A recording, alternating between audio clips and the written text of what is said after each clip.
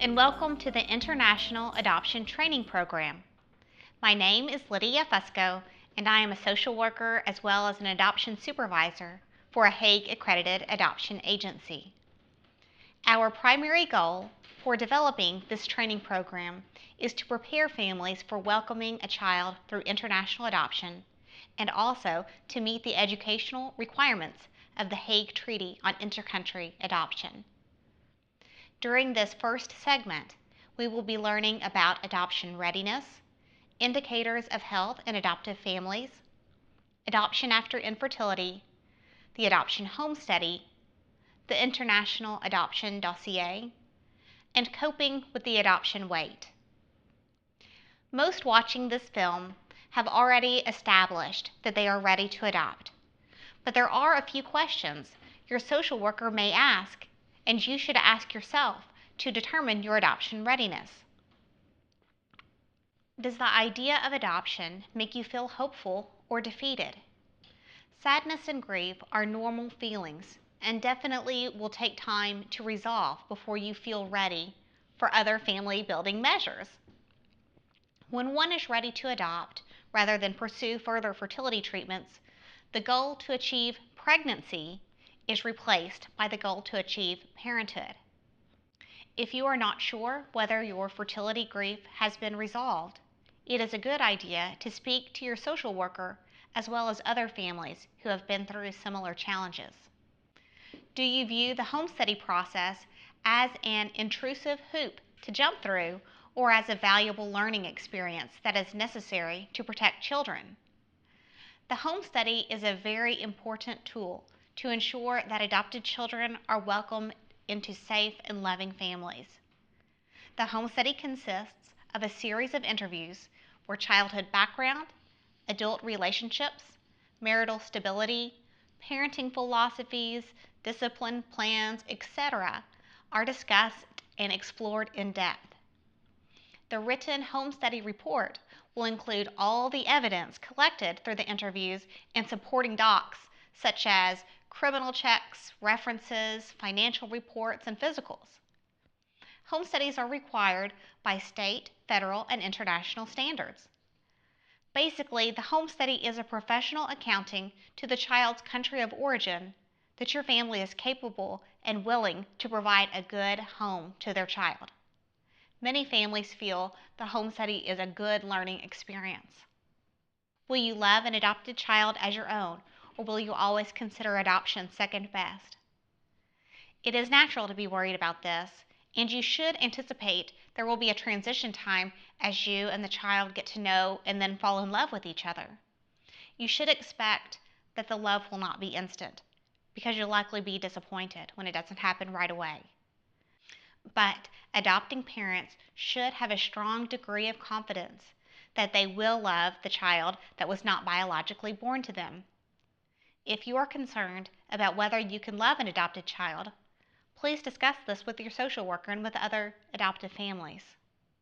Are you comfortable discussing adoption with others, or do you hope no one knows the child was adopted? For families adopting transracially, they are really a walking billboard for adoption. It's like you're holding up a sign that says, "Thinking about adoption? Know someone who has been adopted? Have a crazy adoption story to share? Talk to me." Families say all the time that they need more time for running errands because of all of the people that want to stop and talk. In particular, if you live in a small community, you should expect this. So, when answering questions, it is important to realize that your body language is as important as the word choices that you share. Tense, angry body language when you are answering a question or referring in some way of your child's adoption can send the message to the child that something about adoption upsets mom or dad, which would make the child less likely to ask questions. That is certainly not what you want to do. To create an open environment of adoption communication with the child, parents should feel comfortable talking about and answering adoption questions. A later segment will include information about answering awkward adoption questions in public. Do you respect the painful circumstances contributing to a birth family's decision to make an adoption plan, or do you think, how could anyone give away a child? The adoption plan is very difficult. Parents in the United States or abroad may choose adoption for many reasons: extreme poverty, social stigma, legal ramifications, rape or incest, a medical problem or birth defect may be some of the reasons that a child's birth mother decided to make the decision that she could not parent the child at this time. It is true, there are some circumstances in which children may become available for adoption after being victims of abuse or neglect. Adoptive parents will never know the full story and specific circumstances about the birth mother's adoption decision or her feelings about her baby. And you must be honest with the child about what you do know and what you don't. Don't sugarcoat your child's adoption story, and especially do not talk of the child's first mother in a negative light. Give answers to your child in a neutral way about what you do know to be true. If you really don't know the child's story, such as in the case of abandonment, you can say something like, "We don't know anything about your first mother, but I imagine that she felt she was unable to raise any child." Are you adopting to save a child or because you want to add to your family? Saving a child is a great result of adoption, but successful adoptive families adopt for mostly selfish reasons, because they want to be parents or because they love being parents so much that they want to welcome another child. Talk to your social worker if saving a child is the primary reason. Adoption might not be right for your family, but there are many other ways out there to help children in need. Are you hoping to adopt a playmate for a current child, or do you realize that all children are unique and a current and biological child may not get along very well? Biological siblings often have very different personality types. Therefore, it's easy to imagine non-biological siblings may not like each other very much. Yes, it would be great to have a built-in buddy for your lonely, only child, but children do not need jobs. Hopefully, your children will be good friends, but even if they're not, you must be able to accept this. I wish people knew that it was not just a cute or caring thing to do to help the plight of orphans. It's a unique and very challenging calling that isn't meant for everyone. The decision needs to be made even more thoughtfully than choosing to have a child biologically, because with it comes so many more challenges, especially in the adoption of older children. People need to be ready to be transformed. It's more challenging, but also more rewarding. It will require patience you didn't even know you had, and a lack of control that will drive you crazy. But that's how you grow. That is what makes the joy so much more rewarding in the end. I wish I had realized that in adopting a 3.5-year-old, how much of the baby steps I'd miss. My sister had a baby about 6 months after I brought home my son, and seeing all the cute stages he's gone through, I realize how much I have missed of my own son's life. But on the other hand, I think some of what I missed, like sleep deprivation and diapers, were probably for the best for me as a single mom. Families need to understand that these are real people they are bringing into their family. Let go of the fantasies. They have their own history, temperaments, character already. We can't change their personalities. We can only help to influence their choices. The idea adoptive parent is one who is eager to sit back and watch the development of the person God has already created, with no expectations of what that person will be like. Personally, I wish that I had had some training about the transition period and taken it slow before my kids had come home. I didn't get any training as we adopted independently. If you already know the right way to do things, if you can't laugh at yourself, if you think the child will adapt to fit into your family rather than the other way around, you need to consider adopting from your local animal shelter instead. That's not how it works in human adoption. Your family will change, and if you don't look around to changing, it's not going to work for you at all. At this time, please pause the film to reflect upon and discuss the following. How will I feel that everyone knows I have adopted if pursuing transracial placement? Can I love a child that was not born to me? Am I adopting for the right reasons? The primary goal of prospective adoptive parents should be to have a healthy and successful family. But what is a healthy family?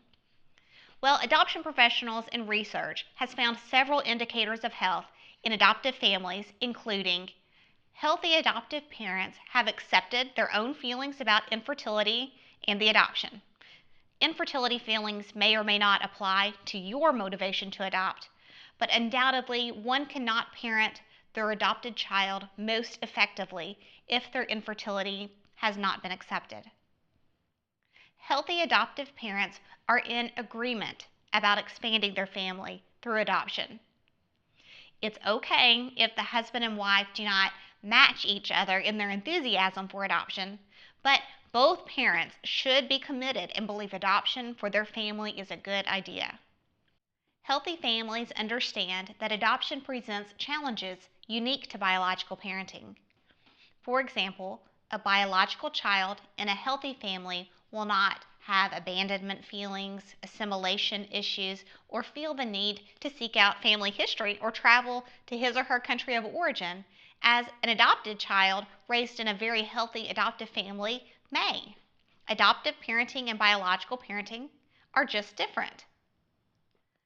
Healthy parents realize that attachment is a process for both parent and child that does not occur immediately.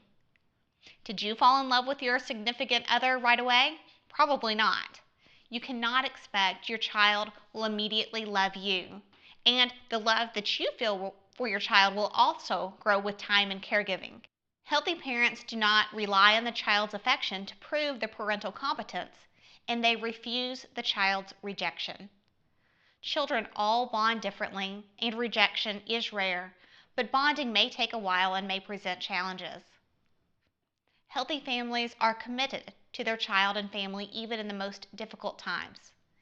For example, they don't think they made a major mistake in adopting their child and want to send him or her back when he or she exhibits challenging behaviors.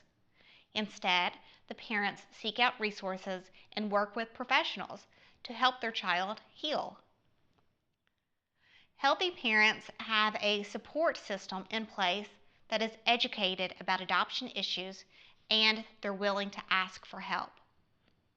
Your support system may include teachers, doctors, therapists, social workers, friends, families, and other adoptive parents.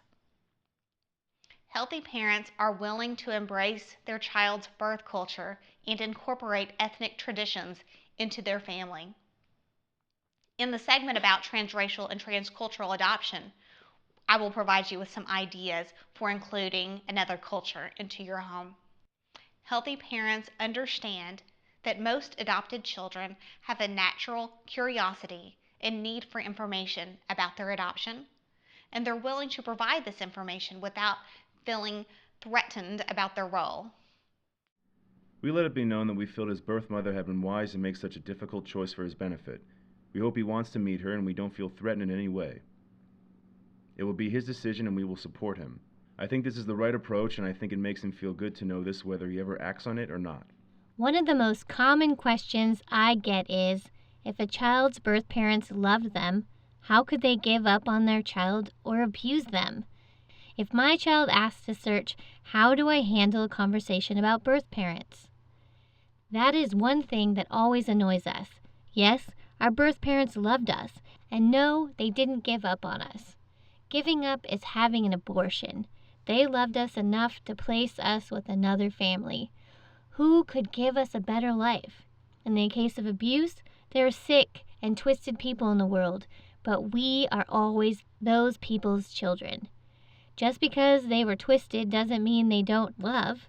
As far as talking to your kids, I would always say be open and honest. Searching may not always be possible, especially in cases of abuse, but I would recommend at least exploring it as a family. You as a parent should do research on your own. Obviously use your judgment, but don't lie or make things up. Right now, I have no interest in me into the world. I do not know if she will be able to handle a reunion, especially being over 20 years since I've seen. Maybe she'll read this or see how much I love her.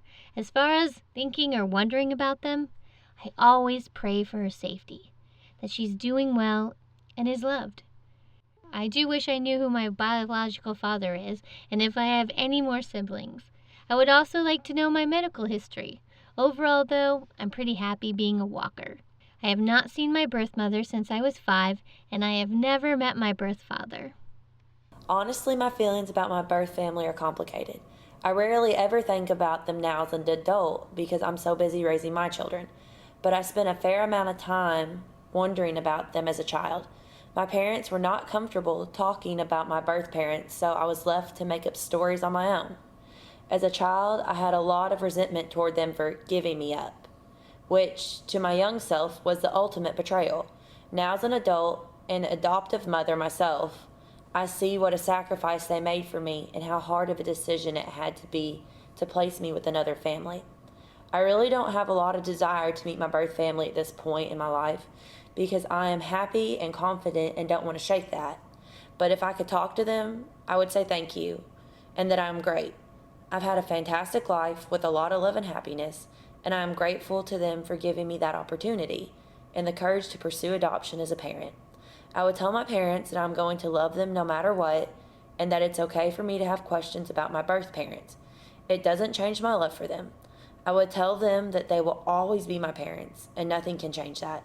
So please answer my questions honestly and openly, without tears or nervousness, and be secure in your parenting and your love. I truly appreciate that my birth family allowed me to be adopted. However, I wish that I had not spent the 5 years in the orphanage. I believe that it had quite a negative impact on me. The family that adopted me is absolutely incredible, and I'm so thankful that I was able to experience life in America. I rarely think of my birth family. However, sometimes in a passing thought, I wonder if they think of me, or I wonder what they look like and what their history is. I have not had any contact with my birth family prior to or after my adoption. At times, I think it would be nice to meet my birth family, just so I could have closure to some of the questions I would like to ask them.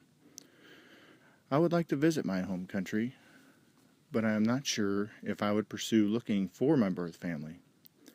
I think it would be quite a challenge to track them down, and the chances of actually locating them would be nearly impossible due to the lack of paperwork my family received from the orphanage regarding my birth family upon my adoption. At this time, please pause the film and discuss the following. Do we both agree that adoption at this time is a good choice for our family? Who will comprise the educated support system? How will I feel if and when the child wants to seek out birth parents? This brings us to another subset of adoption education, and that is adoptive parenting after infertility. For many families, but certainly not all, infertility or difficulty with having a healthy biological child is a motivation to adopt. Adoption professionals recognize infertility is a loss that most people need to grieve similar to a death because it is the loss of a dreamed-for child. At the height of fertility treatments and emotion, it probably seems like everyone around the hopeful mother is pregnant, and it's hard for her to concentrate on anything but ovulation dates, egg transfers, fertility medications, lab results, and doctor's appointments. After the limits of medical fertility interventions have been reached, whether that may be with simply charting ovulation dates for one couple all the way to technical and sophisticated in vitro or surrogacy procedures for another, it is important to take the time to say goodbye to the dream and come to acceptance of a good but different family building path before moving forward with an adoption. Although the feelings of loss will never completely go away, when a family has reached acceptance of infertility, they can move those feelings from right out in front of you and the object of intense emotion to beside you, which is their appropriate place, so that parents can fully embrace parenthood of their adopted child. Many parents relate that once they decide to adopt, they feel a major sense of relief, that they no longer have to feel angry or envious when they learn of yet another pregnancy. Adoption, especially international adoption, offers a promise of parenthood that fertility treatments are not able to. With international adoption, when a family receives approval from immigration, there is a definite light at the end of the tunnel and a child on the way. Now, that's not to say that there may not be unexpected delays or changes in the process. From time to time, countries sending children for international adoption will modify their requirements or even close to adoptions for a period of time. However, the family with an approved home study and immigration paperwork that hangs in there can eventually adopt a child. An important result of infertility is the true value of the child that adoptive moms and dads parent. Adoptive parents are some of the best parents around because they honestly recognize how precious that little life that has been entrusted to them truly is. They've jumped through every hoop that their adoption agency, State Department, federal government, and international country has put out there to prove that they are ready to be awesome parents. I can say with confidence that families that have experienced challenges with regard to biological family building appreciate how special and important parenting the adopted child really is. Prayer was important for me. I'm a mother of one biological, one domestic adopted, and one internationally adopted.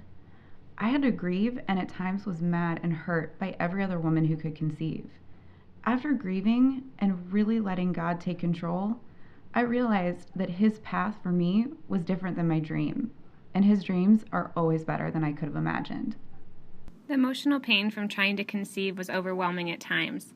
I'm the kind of person who wants to know that I gave it my all for any goal or challenge, and infertility was no different. In time, my husband and I just got sick of it, sick of appointments, the medications, the expense, and the disappointment. It is kind of awesome how we both, about the same time, decided we had enough and wanted to focus our energy in actually becoming parents rather than becoming pregnant. We started looking into adoption that very day, and it seems like everything just fell into place. And we couldn't have made a baby any prettier than the one that adoption gave us. The basic process for intercountry adoption consists of choosing an adoption program or deciding from which country you will adopt, arranging professionals to assist with your case or choosing an agency or primary provider, applying for immigration approval, completing an adoption home study, collecting and properly preparing the documents needed for adoption applicants from the child's country of origin, dossier acceptance in the child's country of origin, child referral, which means receiving information, usually a medical and pictures, on a child being offered to your family for adoption, referral acceptance, legal adoption process that occurs overseas, securing approval for the child to travel, and then travel to pick up the child and bring him or her home. These steps don't always occur in this order. For example, in some countries, a child referral cannot be offered to waiting parents until the family is actually overseas, or perhaps several trips are required, or maybe the child will be arriving under the guardianship of an accredited agency. I'm only providing you with the most basic steps in a general international adoption process, and your primary provider will give you information specific to the process in the country from which you are planning to adopt. I would like to talk for a little bit about the home study process, as this is something that every family adopting a child born overseas will be experiencing. Many families are nervous about a social worker coming to inspect their home and decide whether they are good enough to adopt a child. However, a well done and professional home study is so much more than just a home visit. A home study consists of a series of interviews with a trained adoption professional.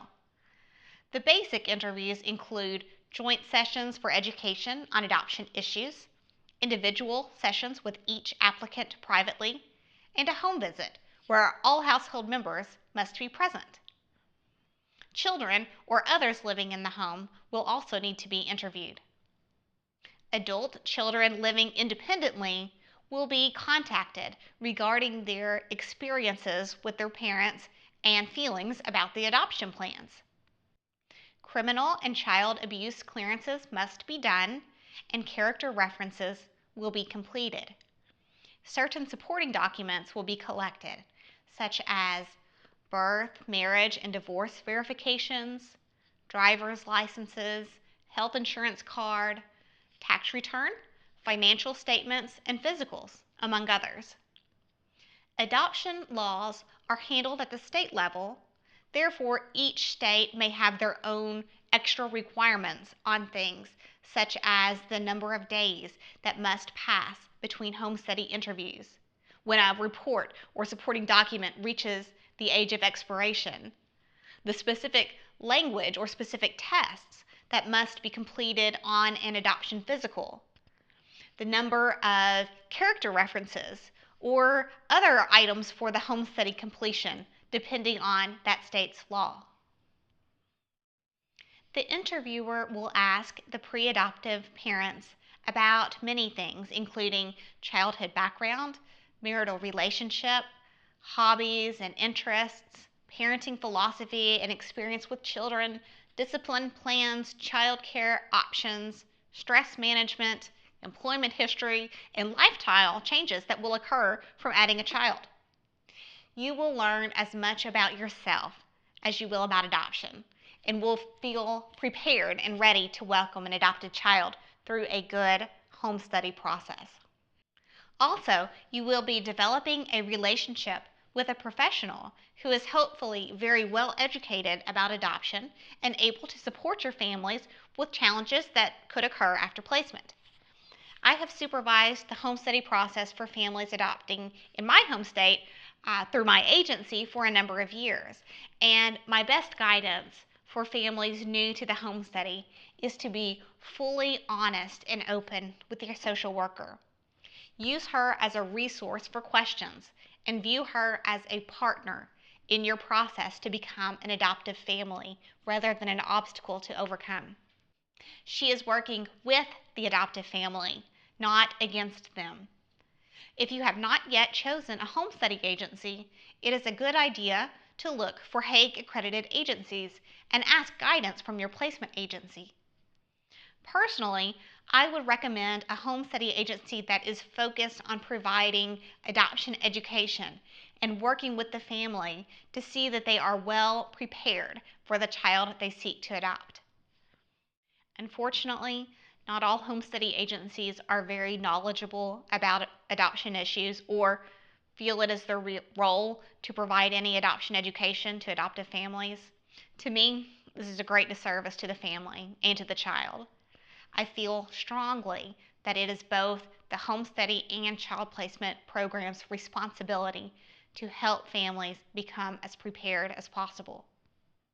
If given the choice, I think most would choose not to have a home study completed, just as a matter of privacy.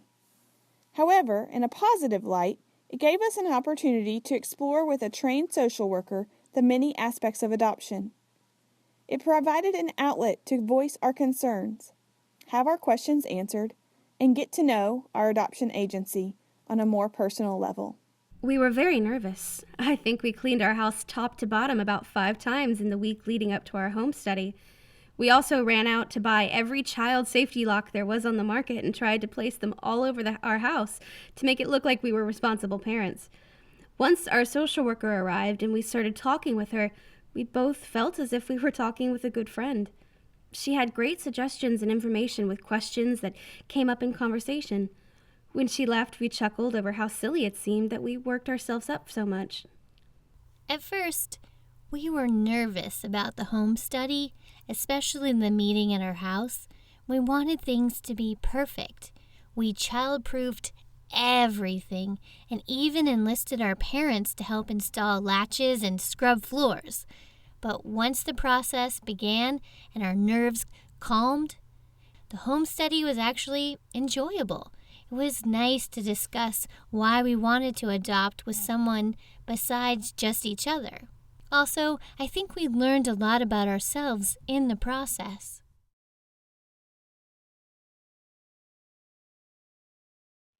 After the home study is finished, most adoptive families will begin working on what's called the adoption dossier, or basically a compilation of country-specific documents that are prepared at different levels of the government to be sent overseas with your request for adoption.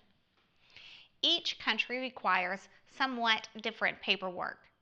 Some countries have very complex requirements when it comes to forms and wording and number of originals needed and government authentications or apostille.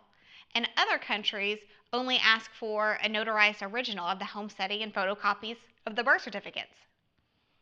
Most dossiers include original birth and marriage certificates issued by the Vital Statistic Office in the state the birth and marriage occurred, original employer statements to show that the adoptive parents have stable financial income, original physicals that display the adoptive parents are in good health and capable of parenting a child, letters of character references, immigration approval, and of course, the original adoption home study itself.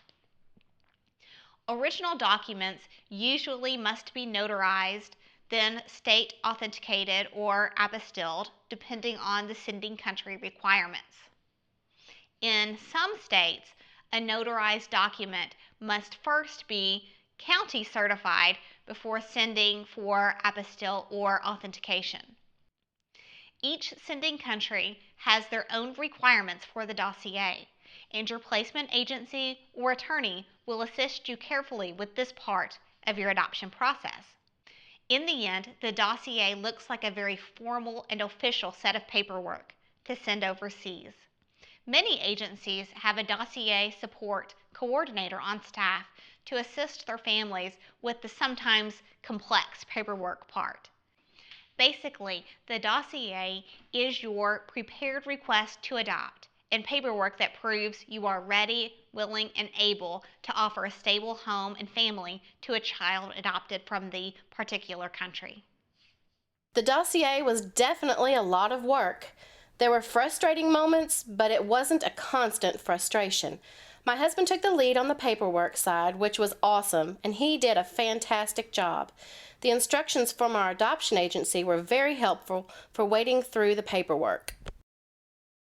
So now that the home study is completed, immigration approval has been issued, and the dossier has been sent overseas, the most difficult part of your pre-placement process, the waiting, will begin. In some countries, the wait is brief, with a referral to come soon after your dossier is accepted and travel not too far after that. And in other countries, adoptive parents are signing up for a several years long process. Whereas only a few years ago, most international adoptions were completed in under 1 year. At present, it's not unusual for an adoption to take 2 or 3 years, and sometimes even more. Families need to anticipate the wait will be difficult, and they should remember that the adoption agency is on their side. 99 times out of 100, if there's anything the agency can do to help the process move along as efficiently and smoothly as possible, they are doing it. Adoptive parents should expect delays and long time frames to occur. This way, you can be pleasantly surprised if the process moves along more quickly. So, when you are given an estimate of, say, 3 to 6 months for a referral, expect at least 6 months. Waiting families can use their social worker to answer questions and offer support, as adoption agency staff can usually anticipate many of the feelings that may be experienced through the difficult adoption wait. Waiting is also an excellent time to learn as much as possible about various adoption issues. I have never met a family who said they were too prepared for adoption, and there are no shortage of adoption education resources available today. The waiting time is also an ideal opportunity to get to know other adoptive families because they have already weathered the waiting storm and can help you cope with your feelings. You may choose to become involved with an adoption support group. Adoptive parents are often the greatest source of information, and you will feel support from people going through the same stuff. And after the child has arrived, adoption support groups are an excellent opportunity to expose your child to diversity. He will observe and interact with other children who don't look like their parents, sending the message to your child that he is not alone and being different is okay. I would like to caution you to be careful about who you choose to share too much adoption information with. If you give too much information too soon, expect to get questions that will be difficult to answer, such as, have you heard anything yet? Or when is the little one coming home, from well-meaning or even skeptical friends and families. Sometimes questions such as these will feel discouraging, like it might never actually happen. So having a prepared response for handling these types of questions is a good idea. You might say, perhaps next fall, if you are hoping for a summer arrival. Or say, international adoption timeframes are always uncertain, so I'm not sure yet, but we'll make sure to let you know when I have definite plans. Realize that these questions are usually asked out of love and interest. And if you need to just be very honest, you can say, I don't know when it will happen, but it makes me feel bad when I have to answer the when question so often. So if you don't mind, please don't ask. I'll make sure to tell you. At this time, please pause the film to reflect upon and discuss the following. What can I do to make my home study process as self-enlightening as possible? How can I spend the time between dossier completion and travel to be as productive and prepared as possible for the adoption? How will I answer the "have you heard anything yet" questions?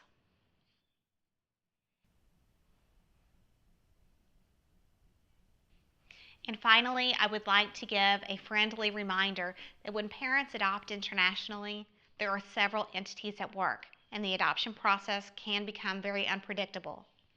Schedule changes and differing wait times may occur. A country could temporarily close for adoption. The sending country could change the requirement of adoptive parents. Process changes may happen. Most adoption agencies are working hard to help their clients have a smooth adoption experience, but parents need to be flexible and prepared for possible process changes, especially when working with foreign government and policy. Once everything is complete and you're waiting for the referral is the hardest part. You don't know if it'll be tomorrow or next year. Everyone is always asking if you've heard anything, which is nice and sincere, but is terribly hard to keep explaining over and over again. Just try to stay positive and know that there is a child out there waiting for you. While waiting for our son to come home, we shared a do's and don'ts article with everyone we came in contact with often, even some coworkers. We wanted to ensure that there would be no surprises when we refused to allow someone to hold our son or ask that a visit be postponed. Also, we tried to keep close family and friends involved in the process and updated with new information as we were updated. We shared information about bonding attachment as we learned it. Although they tell you the process is long, the process is long. It doesn't matter if the process is 1 year or 5 years. When you are waiting, it's excruciating. There are always potential impediments in every international adoption pursuit. These obstacles vary between countries. As part of your adoption process, you should be provided with information on the laws and adoption processes for your chosen country. And our segment review. There are many good reasons why prospective parents may choose adoption. The primary goal for prospective adoptive parents should be to have a healthy and successful family. Infertility is a loss that most people need to grieve. The home study is not a simple check of the house. A good and professional home study will include additional adoption education, joint and individual interviews, criminal, financial, and health checks, character references, and many other verifications in accordance with state, federal, and international requirements. The home study is also a valuable opportunity for self-reflection with the guidance of an adoption professional. The dossier consists of the prepared and verified paperwork that is required for adoption applicants according to the child's country of origin.